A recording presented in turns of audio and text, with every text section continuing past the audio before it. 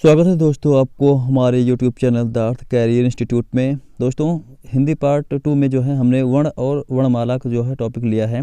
इसके अंतर्गत हम आपको निम्नलिखित तथ्यों का अध्ययन करवाएंगे। इसमें वर्ण, वर्णमाला, वर्णभेद, स्वर, व्यंजन, स्वर के भेद, मूल स्वर, संयुक्त स्वर, मूल स्वर के भेद, ह्रास स्वर, दीर्घ स्वर, प्लुप्त स्वर, अयोगवाह, अनुनासिक, अनुस्वार, निरानुनासिक, विसर्ग, व्यंजन के प्रकार, स्पर्श व्यंजन, अंतःस्थ व्यंजन, ऊष्म व्यंजन, उच्चारण के आधार पर व्यंजनों का वर्गीकरण, श्वास या प्राणवायु की मात्रा के आधार पर वर्णभेद, अल्प प्राण, महाप्राण, संयुक्त व्यंजन, द्वित्व व्यंजन, संयुक्ताक्षर वर्णों की मात्राएं, घोष और आघोष व्यंजन, हल, हिंदी के नए वर्ण, वर्णों का उच्चारण, स्वर वर्णों का उच्चारण, व्यंजन वर्णों का उच्चारण, डा, ढा, ड़ा, औड़ा का उच्चारण, शा, शा और शा का उच्चारण आदि का अध्ययन किया जाएगा।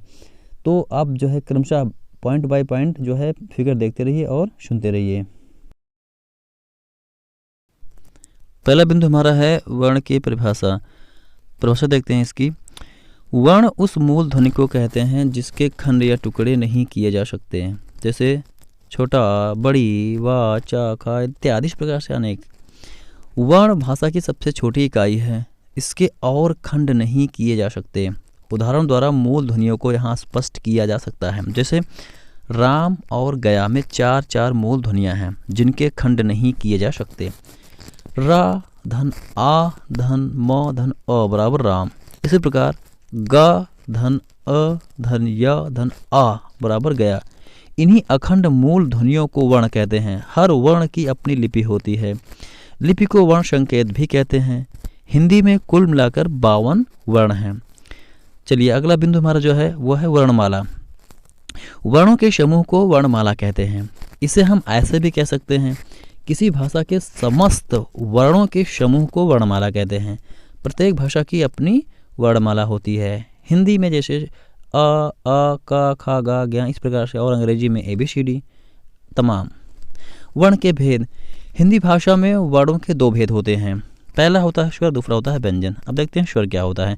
स्वर वे वर्ण जिनके उच्चारण में किसी अन्य वर्ण की आवश्यकता नहीं होती है, स्वर कहलाता है। इनके उच्चारण में कंठ तालु का उपयोग होता है, जीभ ओंठ का उपयोग नहीं। हिंदी में कुल मिला के 16 स्वर हैं, जैसे छोटा, बड़ा, छोटी, बड़ी, छोटो, बड़ो, री, ए, आय, ओ, अंग, आह, री और लरी, लरी। स्वर के भेद। स्वर के 2 भेद होते हैं, मूल स्वर, संयुक्त स्वर। मूल स्वर में छोटा, बड़ा, छोटी, बड़ी, छोटो, बड़ो, ए, ओ, और संयुक्त स्वर में अय जो कि अ धन ए मिलाकर बनता है, और औ जो कि छोटा अ धन ओ मिलाकर बनता है। इस प्रकार मूल स्वर के भेद। मूल स्वर के 3 भेद होते हैं। नंबर 1 ह्रास स्वर, दीर्घ स्वर और प्लुप्त स्वर। ह्रास स्वर क्या होता है? जिन स्वरों के उच्चारण में कम समय लगता है उन्हें ह्रास स्वर कहते हैं। ह्रास स्वर 4 होते हैं, जैसे छोटा, छोटी, छोटो और री।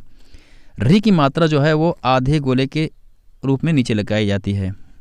दीर्घ स्वर क्या होता है? वह स्वर जिनके उच्चारण में ह्रास स्वर से दोगुना समय लगता है उन्हें हम दीर्घ स्वर कहते हैं। सरल शब्दों में स्वरों उच्चारण में अधिक समय लगता है उन्हें दीर्घ स्वर कहते हैं। दीर्घ स्वर 7 होते हैं, बड़ा, बड़ी, बड़ो, ए, ऐ, ओ और औ।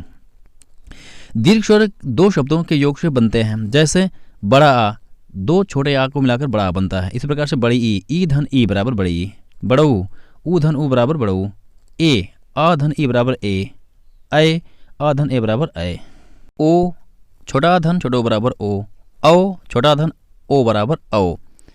इसी प्रकार से अगला हम बिंदु जो है वो है प्लुप्त स्वर। वह स्वर जिनके उच्चारण में दीर्घ स्वर से भी अधिक समय यानी 3 मात्राओं का समय लगता है प्लुप्त स्वर कहलाते हैं। सरल शब्दों में जिस स्वर के उच्चारण में तिगुना समय लगे उन्हें प्लुप्त स्वर कहते हैं। इसका चिन्ह यस है। इसका उपयोग अक्सर पुकारते समय किया जाता है, जैसे सुनो, राम, ओम। हिंदी में साधारणतः प्लुप्त का प्रयोग नहीं होता। वैदिक भाषा में प्लुप्त स्वर का प्रयोग अधिक हुआ है। इसे त्रिमात्रिक स्वर भी कहते हैं। अगला बिंदु है आयोगवाह। अंक और अह आयोगवाह कहलाते हैं। वर्णमाला में इनका स्थान स्वरों के बाद और व्यंजनों से पहले होता है। अंक को अनुस्वार तथा आह को विसर्ग कहा जाता है। अनुनासिक, निरानुनासिक, अनुस्वार और विसर्ग हिंदी में स्वरों का उच्चारण अनुनासिक और निरानुनासिक होता है। अनुस्वार और विसर्ग व्यंजन हैं जो स्वर के बाद स्वर से स्वतंत्र आते हैं। इनके संकेत चिन्ह कुछ इस प्रकार से दिए गए हैं, जिनका हम अब बारी बारी से अध्ययन करेंगे। पहला होता है अनुनासिक चिन्ह दिया गया है, चांद के आकार का ऊपर लगता है। ऐसे स्वरों का उच्चारण नाक और मुंह से होता है और उच्चारण में लघुता रहती है, जैसे गांव, दांत, आंगन, सांचा इत्यादि। अनुस्वार एक बिंदी जो कि व्यंजन के ऊपर लगती है। यह स्वर के बाद आने वाला व्यंजन है जिसकी ध्वनि नाक से निकलती है, जैसे अंगूर, अंगद, कंकन आदि। निरानुनासिक केवल मुंह से बोले जाने वाले सस्वर वर्णों को निरानुनासिक कहते हैं, जैसे इधर, उधर, आप, अपना, घर इत्यादि। विसर्ग अनुस्वार की तरह विसर्ग भी स्वर के बाद आता है। यह व्यंजन है और इसका उच्चारण ह की तरह होता है। संस्कृत में इसका काफ़ी व्यवहार है। हिंदी में अब इसका अभाव होता जा रहा है, किंतु तत्सम शब्दों के प्रयोग में इसका आज भी उपयोग होता है, जैसे मनः कामना, पयः पान, अतः, स्वतः, दुख इत्यादि शब्दों में इसका प्रयोग अक्सर देखने को मिलता रहता है। टिप्पणी देख लेते हैं, इसमें क्या है। अनुस्वार और विसर्ग ना तो स्वर हैं ना ही व्यंजन, किंतु ये स्वरों के सहारे चलते हैं। स्वर और व्यंजन दोनों में इनका उपयोग होता है, जैसे अंगद, रंग। इस संबंध में आचार्य किशोरी दास वाजपेयी का कथन है कि ये स्वर नहीं हैं और व्यंजनों की तरह ये स्वरों के पूर्व नहीं पश्चात आते हैं, इसलिए व्यंजन भी नहीं है। इसलिए इन दोनों ध्वनियों को आयोगवाह कहते हैं। आयोगवाह का मतलब होता है जो योग ना होने पर भी जो साथ रहे, उसे हम आयोगवाह कहते हैं। अब हम देख लेते हैं अनुस्वार और अनुनासिक में अंतर। अनुनासिक के उच्चारण में नाक से बहुत कम सांस निकलती है और मुंह से अधिक, जैसे आंसू, आंत, गांव, चिड़िया इत्यादि। पर अनुस्वार के उच्चारण में नाक से अधिक सांस निकलती है और मुख से कम, जैसे अंग, अंश, पंच, अंग इत्यादि। अनुनासिक स्वर की विशेषता है, अर्थात अनुनासिक स्वरों पर चंद्र बिंदु लगता है, लेकिन अनुस्वार एक व्यंजन ध्वनि है। अनुस्वार की ध्वनि प्रकट करने के लिए वर्ण पर बिंदु लगाया जाता है। तत्सम शब्दों में अनुस्वार लगता है और उनके तत्भव रूपों में चंद्र बिंदु लगता है, जैसे अंगुष्ठ से अंगूठा, दंत से दांत, अंत्र से आंत। इस प्रकार से बहुत सारे उदाहरण देखने को अक्सर मिलते रहते हैं। अगला बिंदु हमारा है व्यंजन। जिन वर्णों को बोलने के लिए स्वर की सहायता लेनी पड़ती है, उन्हें ही हम व्यंजन कहते हैं। दूसरे शब्दों में व्यंजन उन वर्णों को कहते हैं जिनके उच्चारण में स्वर वर्णों की सहायता ली जाती है, जैसे क, ख, ग, च, छ, त, थ, द, भ, म इत्यादि। क से विसर्ग तक सभी वर्ण व्यंजन है। प्रत्येक व्यंजन के उच्चारण में छोटा आ की ध्वनि छिपी रहती है। छोटा आ के बिना व्यंजन का उच्चारण संभव नहीं, जैसे ख धन अ बराबर ख, प धन अ बराबर प। व्यंजन वह ध्वनि है जिसके उच्चारण में भीतर से आती हुई वायु मुख में कहीं ना कहीं किसी न किसी रूप में बाधित होती है। स्वर वर्ण स्वतंत्र और व्यंजन वर्ण स्वर पर आश्रित होते हैं। हिंदी में व्यंजन वर्णों की संख्या कुल मिलाकर 33 है। अगला बिंदु है व्यंजनों के प्रकार। व्यंजनों 3 प्रकार के होते हैं, स्पर्श व्यंजन, अंतःस्थ व्यंजन और ऊष्म व्यंजन। चलिए अब बात करते हैं हम स्पर्श व्यंजन की। स्पर्श का अर्थ होता है छूना। जिन व्यंजनों का उच्चारण करते समय जीभ मुंह के किसी भाग जैसे कंठ, तालु, मूर्धा, दांत अथवा ओठ का स्पर्श करती है, उन्हें स्पर्श व्यंजन कहते हैं। दूसरे शब्दों में ये कंठ, तालु, मूर्धा, दंत और ओष्ठ स्थानों के स्पर्श से बोले जाते हैं। इसी से इन्हें स्पर्श व्यंजन कहते हैं। इन्हें हम वर्गीय व्यंजन भी कहते हैं, क्योंकि ये उच्चारण स्थान की अलग अलग एकता लिए हुए वर्गों में विभक्त हैं। ये 25 व्यंजन होते हैं। पहला है का वर्ग, इसमें का, ख, ग, घ, अंगा ये जो है कंठ का स्पर्श करते हुए बोले जाते हैं। दूसरा है चा वर्ग, चा वर्ग में च, छ, ज, झ, इया ये तालु का स्पर्श करते हुए बोले जाते हैं। तीसरा है टा वर्ग, इसमें ट, ठ, ड, ढ, ड़ आते हैं। ये मूर्धा का स्पर्श करते हुए बोले जाते हैं। चौथा पॉइंट है ता वर्ग, इसके अंतर्गत ता, था, दा, धा, ना ये आते हैं। ये जो है दांतों का स्पर्श करते हुए बोले जाते हैं। पांचवा वर्ग है पा वर्ग, इसके अंतर्गत पा, फ, ब, भ, मा ये आते हैं। ये ओंठों का स्पर्श करते हुए बोले जाते हैं। चलिए बात करते हैं अंतःस्थ व्यंजन की। अंता का अर्थ होता है भीतर। उच्चारण के समय जो व्यंजन मुंह के भीतर ही रहे उन्हें अंतःस्थ व्यंजन कहते हैं। अंतः का मतलब होता है मध्य अथवा बीच और अस्था का मतलब होता है स्थित। इन व्यंजनों का उच्चारण स्वर तथा व्यंजन के मध्य होता है। उच्चारण के समय जिह्वा मुख के किसी भाग को स्पर्श नहीं करती। ये व्यंजन 4 प्रकार के होते हैं। इसमें या, र, ल और व आते हैं। इनका उच्चारण जीभ, तालु, दांत और ओठों के परस्पर सटाने से होता है, किंतु कहीं भी पूर्ण स्पर्श नहीं होता। अतः ये चारों अंतःस्थ व्यंजन अर्धस्वर कहलाते हैं। तीसरा बिंदु है ऊष्म व्यंजन। ऊष्म का अर्थ होता है गर्म। जिन वर्णों के उच्चारण के समय हवा मुख के विभिन्न भागों से टकराए और सांस में गर्मी पैदा कर दे उन्हें ऊष्म व्यंजन कहते हैं। ऊष्म बराबर गर्म। इन व्यंजनों के उच्चारण के समय वायु मुख से रगड़ खाकर ऊष्मा पैदा करती है, यानी उच्चारण के समय मुख से गर्म हवा निकलती है। ऊष्म व्यंजनों का उच्चारण एक प्रकार की रगड़ या घर्षण से उत्पन्न ऊष्म वायु से होता है। ये भी 4 व्यंजन होते हैं। इसके अंदर बड़ा शा, षष्ठी शा, छोटा शा और हा आते हैं। चलिए बात करते हैं उच्चारण स्थान के आधार पर व्यंजनों का वर्गीकरण की। देखिए, इसमें व्यंजनों का उच्चारण करते समय हवा मुंह के अलग अलग भागों से टकराती है। उच्चारण के अंगों के आधार पर व्यंजनों का वर्गीकरण जो है वो निम्नलिखित प्रकार से किया गया है। पहला होता है कंठ, यानी कि गले से। इसके अंतर्गत का, ख, ग, घ और अंगा ये 5 आते हैं। दूसरा है तालव्य, इसे यानी कि कठोर तालु से। इसके अंतर्गत च, छ, ज, झ, इया, य और बड़ा श आते हैं।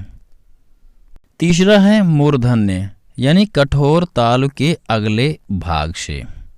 इसके अंतर्गत ट, ठ, ड, ढ, अड़ा, ड़, ढ और षष्ठी सा आता है। चौथा नंबर है दंत, यानी दांतों से। इसके अंतर्गत ता, था, द, धा और न ये आते हैं। पांचवा है वत्सर्य, यानी दांतों के मूल से। इसके अंतर्गत श, ज, र और ल आते हैं। छठा है ओष्ठ, यानी दोनों ओठों से। इसके अंतर्गत जो है पा वर्ग, यानी कि प, फ, ब, भ और म आते हैं। सातवां है दंतोष्ठ, यानी निचले ओंठ व ऊपरी दांतों से। इसके अंतर्गत जो है व, फ आते हैं। आठवां है स्वर यंत्रों से। इसके अंतर्गत हा वर्ण आता है। अगला बिंदु है श्वास, यानी प्राणवायु की मात्रा के आधार पर वर्णभेद। उच्चारण में वायु प्रक्षेप की दृष्टि से व्यंजन 2 प्रकार के होते हैं। पहला अल्प प्राण, दूसरा महाप्राण। अल्प प्राण क्या होता है? जिनमें हकार जैसी ध्वनि नहीं होती उन्हें अल्प प्राण कहते हैं। सरल शब्दों में जिन वर्णों के उच्चारण में वायु की मात्रा कम होती है वे अल्प प्राण कहलाते हैं। प्रत्येक वर्ग का पहला, तीसरा और 5वां वर्ण अल्प प्राण व्यंजन है। जैसे क वर्ग में क, ग, अंगा।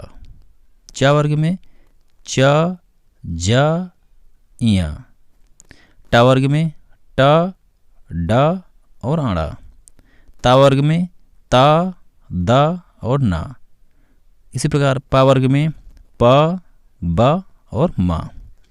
अंतःस्थ यानी या, र, ल और वा भी अल्प प्राण ही होते हैं।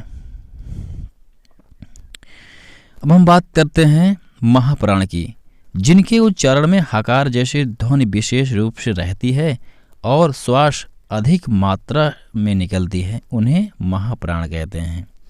सरल शब्दों में जिन वर्णों के उच्चारण में वायु मात्रा अधिक होती है वे महाप्राण कहलाते हैं। प्रत्येक वर्ग का दूसरा और चौथा वर्ण तथा समस्त ऊष्म वर्ण महाप्राण कहलाते हैं। चलिए अब बात कर लेते हैं संयुक्त व्यंजन की। जो व्यंजन दो या दो से अधिक व्यंजनों के मेल से बनते हैं वे संयुक्त व्यंजन कहलाते हैं। ये संख्या में 4 होते हैं। पहला होता है क्ष, जो कि क प्लस श प्लस अ बराबर क्ष बनता है। इसका एग्जाम्पल है रक्षक, भक्षक, क्षोभ और क्षय। दूसरा है त्रा, जो कि त धन र धन अ बराबर त्रा। इसके उदाहरण में पत्रिका, त्राण, सर्वत्र, त्रिकोण आदि आते हैं।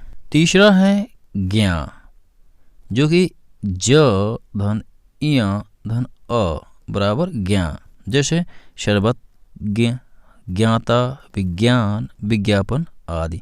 चौथा है श्र, जो कि श धन र धन अ बराबर श्र, जैसे श्रीमती, श्रम, परिश्रम, श्रवण आदि। संयुक्त व्यंजन में पहला व्यंजन स्वर रहित तथा दूसरा व्यंजन स्वर सहित होता है। अगला बिंदु है द्वैत्व व्यंजन। जब एक व्यंजन का अपने समरूप व्यंजन से मेल होता है तब वह द्वैत्व व्यंजन कहलाता है। जैसे क धन का बराबर पक्का, च धन चा बराबर कच्चा, म धन म बराबर चम्मच, त धन ता बराबर पत्ता। द्वैत्व व्यंजन में भी पहला व्यंजन स्वर रहित तथा दूसरा व्यंजन स्वर सहित होता है। इस प्रकार से चलिए हम अगले बिंदु की बात करते हैं संयुक्ताक्षर की। जब एक स्वर रहित व्यंजन अन्य स्वर सहित व्यंजन से मिलता है तब वह संयुक्ताक्षर कहलाता है। जैसे क धन त बराबर त, जैसे संयुक्त। श धन थ बराबर अस्थ, जैसे स्थान। श धन व बराबर स्वाद। द धन ध बराबर ध, जैसे शुद्ध। यहाँ दो अलग अलग व्यंजन मिलकर कोई नया व्यंजन नहीं बनाते बल्कि उसी में संयुक्त हो जाते हैं। अगली बात करते हैं हम वर्णों की मात्राएं की। देखिए, व्यंजन वर्णों के उच्चारण में जिन स्वर मूलक चिन्हों का व्यवहार होता है उन्हें मात्राएं कहते हैं। दूसरे शब्दों में स्वरों के व्यंजन से मिलने के इन रूपों को भी मात्रा कहते हैं, क्योंकि मात्राएं तो स्वरों की होती हैं। ये मात्राएं 10 होती हैं, जिनमें बड़ा, छोटी, बड़ी जैसे लेकर के उ, री आदि 10 होते हैं। ये मात्राएं केवल व्यंजनों से लगती हैं, जैसे क, की, कु, कु, क्री, के, कै, को, कौ इत्यादि। स्वर वर्णों की ही ह्रस्व दीर्घ यानी कि छंद में लघु गुरु मात्राएं होती हैं, जो व्यंजनों में लगाने पर उनकी मात्राएं हो जाती हैं। व्यंजनों में लगने पर स्वर उपयुक्त 10 रूपों के हो जाते हैं, जो कि आपको दिखाया गया है। क, के, की, कु। इस प्रकार से ये 12 खड़ी जो चलती हैं वही होती हैं। ये फटाफट बात कर लेते हैं घोष और आघोष व्यंजन की। पहला है घोष व्यंजन। नाद की दृष्टि से जिन व्यंजन वर्णों के उच्चारण में स्वर तंत्रियां झंकृत होती हैं वे घोष कहलाते हैं। इसी प्रकार से जो हमारा अगला बिंदु है वो है आघोष व्यंजन। आघोष व्यंजन मतलब नाद की दृष्टि से जिन व्यंजन वर्णों के उच्चारण में स्वर तंत्रियां झंकृत नहीं होती वे आघोष कहलाते हैं। घोष में केवल नाद का उपयोग होता है, जबकि आघोष में केवल श्वास का। उदाहरण के लिए जैसे आघोष वर्ण क, ख, च, छ, ट, ठ, त, थ, प, फ, श और श हैं। घोष वर्ण प्रत्येक वर्ग का तीसरा, चौथा और पांचवा वर्ण। सारे स्वर वर्ण य, र, ल, व और हा सहित ये वर्ण जो है घोष वर्ण कहलाते हैं। अगला बिंदु है हल। व्यंजनों के नीचे जब एक तिरछी रेखा लगाई जाए तब उसे हल या हलंत कहते हैं। हल लगाने का अर्थ है कि व्यंजन में स्वर वर्ण का बिल्कुल अभाव है या व्यंजन आधा है। जैसे क व्यंजन वर्ण है, इसमें छोटा आ स्वर वर्ण की ध्वनि छिपी है। यदि हम इस ध्वनि को बिल्कुल अलग कर देना चाहें तो क में हलंत या हल चिन्ह लगाना आवश्यक होता है। ऐसी स्थिति में इसके रूप इस प्रकार से होंगे, जैसे दिखाया गया है चित्र में, आप देख लीजिए, ये दिखाया गया है क, ख, ग और च, इस प्रकार से होता है। आइए अब बात करते हैं हिंदी के कुछ नए वर्णों की। हिंदी वर्णमाला में 5 नए व्यंजन छ, त्र, ज्ञ, ड़ और ढ जोड़े गए हैं, किंतु इसमें प्रथम 3 स्वतंत्र न होकर संयुक्त व्यंजन हैं जिनका खंड किया जा सकता है। जैसे क धन श बराबर छ, तो धन र बराबर त्र, ज्ञ धन इ बराबर ज्ञ। अतः छ, त्र और ज्ञ की गिनती स्वतंत्र वर्णों में नहीं होती। ड और ढ के नीचे बिंदु लगाकर 2 नए अक्षर ड और ढ बनाए गए हैं। ये संयुक्त व्यंजन हैं। यहाँ ड़ और ड़ में र की ध्वनि मिली है। इनका उच्चारण साधारणतया मूर्धा से होता है, किंतु कभी कभी जीभ का अगला भाग उलटकर मूर्धा में लगाने से भी वे उच्चारित हो जाते हैं। हिंदी में अरबी फारसी की ध्वनियों को भी अपनाने की चेष्टा है। व्यंजन के नीचे बिंदु लगाकर इन नई विदेशी ध्वनियों को बनाए रखने की चेष्टा की गई है। जैसे कलम, खैर, जरूरत, किंतु हिंदी के विद्वानों जैसे पंडित किशोरी दास वाजपेयी, प्राणकर जी, टंडन जी, काशी नागरी प्रचारणी सभा और हिंदी साहित्य सम्मेलन को यह स्वीकार नहीं है। इनका कहना है कि फारसी अरबी से आए शब्दों के नीचे बिंदी लगाए बिना इन शब्दों को अपनी भाषा में की प्रकृति के अनुरूप लिखा जाना चाहिए। बांग्ला और मराठी में भी ऐसा ही होता है। व्यंजन के नीचे जो बिंदी लगती है उसे नुक्ता कहते हैं। ये खासकर क, ख, ज, फ आदि शब्दों अक्षरों के नीचे लगती है और इसको हम जल्दी ही समझाने वाले हैं। अगला बिंदु हमारा है वर्णों का उच्चारण। कोई भी वर्ण मुंह से भिन्न भिन्न भागों से बोला जाता है। इन्हें उच्चारण स्थान कहते हैं। मुंह के 6 भाग होते हैं: कंठ, तालु, मूर्धा, दांत, ओठ और नाक। हिंदी के सभी वर्ण इन्हीं से अनुशासित और उच्चारित होते हैं। चूँकि उच्चारण स्थान भिन्न भिन्न हैं, इसलिए वर्णों की निम्नलिखित श्रेणियाँ भी बनाई गई हैं। पहला होता है कंठ। कंठ और निचली जीभ के स्पर्श से बोले जाने वाले वर्ण जैसे छोटा आ, बड़ा आ, का वर्ग, ह और विसर्ग होते हैं। दूसरा है तालव्य। तालु और जीभ के स्पर्श से बोले जाने वाले वर्ण जैसे छोटी ई, बड़ी ई, चा वर्ग, या और बड़ा शा। तीसरा है मूर्धन्य। मूर्धा और जीभ के स्पर्श वाले वर्ण जैसे टा वर्ग, रा और षष्ठी शा। दंत्य। दांत और जीभ के स्पर्श से बोले जाने वाले वर्ण ता वर्ग, ला और शा इसके अंतर्गत आते हैं। अगला है ओष्ठ्य। दोनों ओठों के स्पर्श से बोले जाने वाले वर्ण जैसे छोटा ऊ, बड़ा ऊ और पा वर्ग। अगला है कंठ तालव्य। कंठ और तालु में जीभ के स्पर्श से बोले जाने वाले वर्ण ए, ऐ। अगला है कंठोष्ठ्य। कंठ द्वारा जीभ और ओठों के कुछ स्पर्श से बोले जाने वाले वर्ण ओ और औ। अगला है दंतोष्ठ्य। दांत से जीभ और ओठों के कुछ योग से बोला जाने वाला वर्ण जैसे वा इसके अंतर्गत आता है। अब हम बात करते हैं स्वर वर्णों का उच्चारण। छोटा आ का उच्चारण, यह कंठ ध्वनि है, इसमें व्यंजन मिला रहता है, जैसे क धन अ बराबर क। जब यह किसी व्यंजन में नहीं रहता तब उस व्यंजन के नीचे हलंत का चिन्ह लगा दिया जाता है। हिंदी के प्रत्येक शब्द के अंतिम अ लगे वर्ण का उच्चारण हलंतशा होता है, जैसे नमक, रात, दिन, मन, रूप, पुस्तक, किस्मत इत्यादि। इसके अतिरिक्त यदि अकारांत शब्द का अंतिम वर्ण संयुक्त हो तो अंत्य अ का उच्चारण पूरा होता है, जैसे सत्य, ब्रह्म, खंड, धर्म इत्यादि। इतना ही नहीं, यदि छोटी ई, बड़ी ई या बड़ऊ के बाद या आए तो अंत्य अ का उच्चारण पूरा होता है, जैसे प्रिय, आत्मीय, राजसूय आदि। ए और औ का उच्चारण, ए का उच्चारण कंठ और तालु से और औ का उच्चारण कंठ और ओठ के स्पर्श से होता है। संस्कृत की अपेक्षा हिंदी में इनका उच्चारण भिन्न होता है। जहाँ संस्कृत में अ का उच्चारण आई और औ का उच्चारण औ की तरह होता है, वहाँ हिंदी में इनका उच्चारण क्रमशः अ और अव के समान होता है।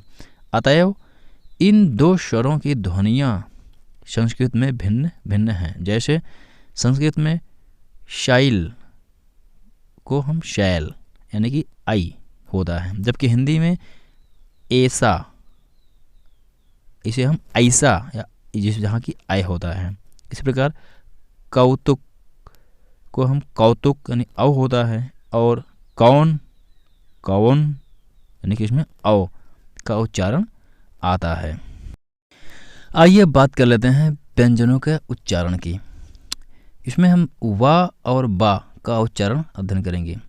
देखिए, वा का उच्चारण स्थान दंतोष्ठ है, अर्थात दांत और ओठ के संयोग से वा का उच्चारण होता है, और बा का उच्चारण दो ओठों के मिलने से होता है। हिंदी में इनके उच्चारण और लिखावट का पूरा ध्यान नहीं दिया जाता। नतीजा यह होता है कि लिखने और बोलने में भद्दी भूलें हो जाया करती हैं। वेद और वेद, वायु और वायु कहना भद्दा लगता है। संस्कृत में बा का प्रयोग बहुत कम होता है, जबकि हिंदी में बहुत अधिक। यही कारण है कि संस्कृत के तत्सम शब्दों में प्रयुक्त वा वर्ण को हिंदी में बा लिख दिया जाता है। बात यह है कि हिंदी भाषी बोलचाल में भी वा और बा का उच्चारण एक ही तरह करते हैं, इसलिए लिखने में भूल हो जाया करती है। इसके फलस्वरूप शब्दों का अशुद्ध प्रयोग हो जाया करता है। इससे अर्थ का अनर्थ भी हो जाता है। कुछ उदाहरण इस प्रकार से दिए गए हैं, जैसे वास, इसका मतलब होता है रहने का स्थान, जैसे निवास। बास, बास का अर्थ होता है सुगंध या गुजर। इसी प्रकार से वंशी, वंशी का अर्थ होता है मुरली। और बंसी, बंसी का मतलब होता है मछली फंसाने का यंत्र। इसी प्रकार वेग, वेग का अर्थ होता है गति, जबकि बेग, बेग का अर्थ होता है थैला। ये सब तुर्की एक पदवी जैसे शब्द हैं। इसी प्रकार से अगला है वाद, वाद का अर्थ होता है मत, जबकि बाद, बाद का अर्थ होता है उपरांत या पश्चात। इसी प्रकार अगला है वाह, वाह का अर्थ होता है वहन करने योग्य यानी ढोए। और बाह, बाह का अर्थ होता है बाहरी। तो यूँ कह सकते हैं कि जो है बा और वा, यदि हम इनमें जो है सतर्कता और गहराई में नहीं जाएंगे तो अर्थ का अनर्थ होता ही रहेगा। सामान्यतया हिंदी की प्रवृत्ति बा लिखने की ओर है। यही कारण है कि हिंदी शब्दकोशों में एक ही शब्द के दोनों रूप दिए गए हैं। बंगला में तो एक ही ब यानी ब या वा दोनों एक ही, व नहीं है। कहने मतलब बंगला में व नहीं है, लेकिन हिंदी में यह स्थिति नहीं है। यहाँ तो वहन और बहन का अंतर बतलाने के लिए व और बा के अस्तित्व को बनाए रखने की आवश्यकता है। ये बात करते हैं डा और ढा के उच्चारण की। देखिए, इसका उच्चारण शब्द के आरंभ में द्वित्व में और ह्रस्व स्वर के बाद अनुनासिक व्यंजन के संयोग से होता है। जैसे डाका, डमरू, ढाका, ढकना, ढोल शब्द के आरंभ में गड्ढा खड्डा द्वित्व में। दंड पिंड चंडू मंडप हराश्व स्वर के पश्चात अनुनासिक व्यंजन के संयोग पर ये उच्चरित किए जाते हैं। इसी प्रकार हम बात करते हैं जो है ड़ और ढ़ के उच्चारण की। हिंदी वर्णमाला के ये दो नए वर्ण हैं जिनका संस्कृत में अभाव है। हिंदी में ड और ढ के नीचे बिंदु लगाने से इनकी रचना हुई है। वास्तव में ये वैदिक वर्णों क और को के विकसित रूप हैं। इनका प्रयोग शब्द के मध्य या अंत में होता है। इनका उच्चारण करते समय जीभ झटके से ऊपर जाती है। इन्हें उपश्रिप्य यानी ऊपर फेंका हुआ व्यंजन भी कहते हैं, जैसे सड़क, हौड़, गाड़ी, पकड़ना, चढ़ना, चढ़ाना, गढ़ इत्यादि। और अब हम बात करते हैं बड़े शाह, षष्ठी शाह और छोटे शाह के उच्चारण की। देखिए ये तीनों ऊष्म व्यंजन हैं क्योंकि इन्हें बोलने से सांस की ऊष्मा चलती है। ये संघर्षी व्यंजन कहलाते हैं। शाह के उच्चारण में जिह्वा ताल को स्पर्श करती है और हवा दोनों बगलों में स्पर्श करती हुई निकल जाती है, पर षष्ठी शाह के उच्चारण में जिह्वा मूर्धा को स्पर्श करती है। अतएव शाह तालव्य वर्ण है और षष्ठी शाह मूर्धन्य वर्ण है। हिंदी में अब षष्ठी शाह का उच्चारण बड़ा शाह के समान होता है। षष्ठी शाह वर्ण उच्चारण में नहीं है पर लेखन में है। सामान्य रूप से षष्ठी शाह का प्रयोग तत्सम शब्दों में होता है, जैसे अनुष्ठान, विषाद, निष्ठा, विषम, कषाय इत्यादि। बड़ा शाह और छोटा शाह के उच्चारण में भेद स्पष्ट कर लें। जहाँ बड़ा शाह के उच्चारण में जिह्वा तालु को स्पर्श करती है, वहाँ छोटा शाह के उच्चारण में जिह्वा दांत को स्पर्श करती है। बड़ा शाह वर्ण सामान्यतया संस्कृत, फारसी, अरबी और अंग्रेजी के शब्दों में पाया जाता है, जैसे पशु, अंश, शराब, शीशा, लाश, स्टेशन, कमीशन इत्यादि। हिंदी की बोलियों में बड़ा शाह षष्ठी शाह का स्थान छोटा शाह ने ले लिया है। बड़ा शाह और छोटा शाह के अशुद्ध उच्चारण से गलत शब्द बन जाते हैं और उनका अर्थ ही कुछ बदल जाता है। अर्थ और उच्चारण के अंतर को दिखाने वाले कुछ उदाहरण जो है हम आपको दिखाई दे रहे हैं। ठीक, आप उदाहरण से स्पष्ट कर सकते हैं कि क्या अंतर है। जैसे अंश, अंश मतलब होता है भाग, और हम अंत, अंत मतलब होता है कंधा। इसी प्रकार शकल, शकल मतलब होता है खंड, और हम सकल, सकल में होता है तारा। इसी प्रकार से शर, शर में होता है बाण, और हम सर, सर मतलब कहते हैं तालाब। इस प्रकार से शंकर, महादेव, शंकर मिश्रित, श्व कुत्ता, श्व अपना, शांत धैर्य युक्त, और शांत अंत शहीद। दोस्तों अगला हमारा प्रकरण जो है वो है संज्ञा। तो हमारा चैनल सब्सक्राइब करें, लाइक करें, बेल आइकन दबाएं और कमेंट करें। जो भी क्वेश्चन करने हैं कमेंट बॉक्स में जरूर शेयर करें। धन्यवाद। इस प्रकार दोस्तों आज का ये जो है टॉपिक वर्ण और वर्णमाला खत्म हुआ। आशा करते हैं कि आपको थोड़ा बहुत ज्ञान तो मिला ही होगा। तो धन्यवाद देखने के लिए। और अगर आपने हमारा चैनल सब्सक्राइब नहीं किया तो प्लीज़ बेल आइकन दबाकर और सब्सक्राइब कर लें। धन्यवाद। वंदे मातरम। जय हिंद।